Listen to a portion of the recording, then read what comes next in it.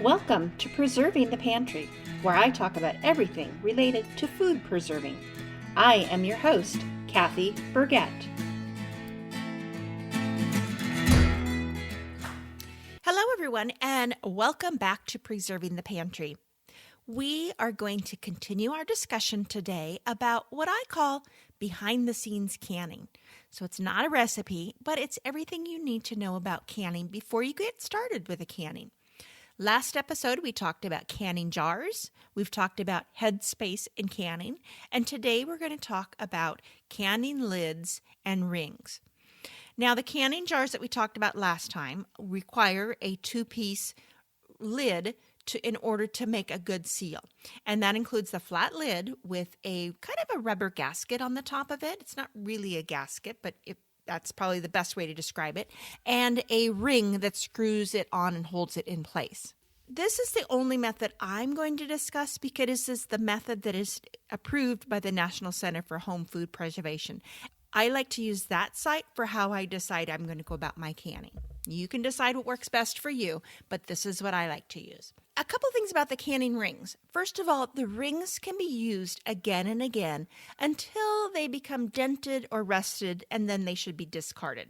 The lids are recommended for just a one-time use. So you'll use it for canning. After you use the contents in those jars, you will discard the lid and buy a new one for your next canning season. It is recommended that you try to purchase just enough canning lids that you will use within one season or 1 year of canning. I tend to buy a few more because I don't want to ever run out, and I like to buy them when I find them at the stores, and it's just easier to pick up a couple packages than have to quickly run out and grab another one as I'm canning. They do recommend that you use up your lids within 5 years.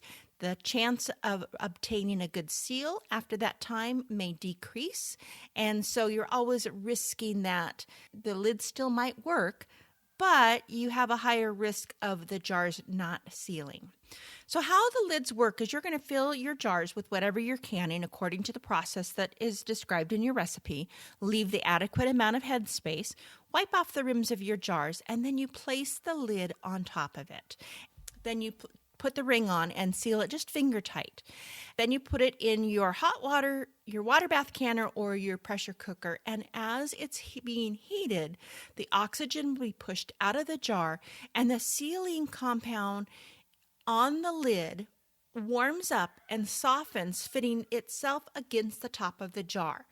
Then as the food cools, once you're done with the processing, the contents in the jar shrink and the lid will be sucked down. The rubber seal will form a tight seal, which helps protect the food. Once your jars are completely cooled, then you can remove that ring, wash your jars, and check for a seal.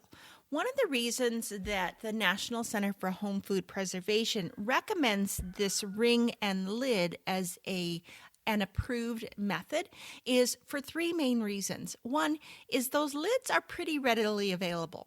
Now, I know a couple years ago there was a shortage of lids and everybody was in a frenzy trying to get enough lids so they could do their canning. But during that time period, there was a shortage of a lot of things, not just canning supplies. So most years, there are plenty of lids available. Another reason that they recommend these lids is they're really easy to use. You wash the jars, you fill them up, you wash the lids, you place them on the jars, you put the ring on, you process. And so they're super easy. And the third reason is that once your canning is done, it's very easy to determine whether you have an adequate seal. So it really makes it so that for the home canner, it's super easy peasy. Several years ago, it was required that you boil the lids before you used them in your canning. That is no longer the case. And in fact, it's recommended that you don't do that any longer. So you just need to wash your lids in warm soapy water, rinse them really well, and then you're going to place them on your jars. You don't need to soak them in water. You don't need to boil them ahead of time. That's about it for the lids. It's really kind of straightforward. But always make sure it's certain that you check your lids. If you get one out of the box that's brand new but feels like the rubber seal is not all the way on there, or you have a slightly dented lid, those are ones you're not going to want to use. I hope this helps. Let's get ready for our canning season, and I'll see you next week in the pantry. Thanks for listening, and be sure to tune in again next week for more episodes of Preserving the Pantry.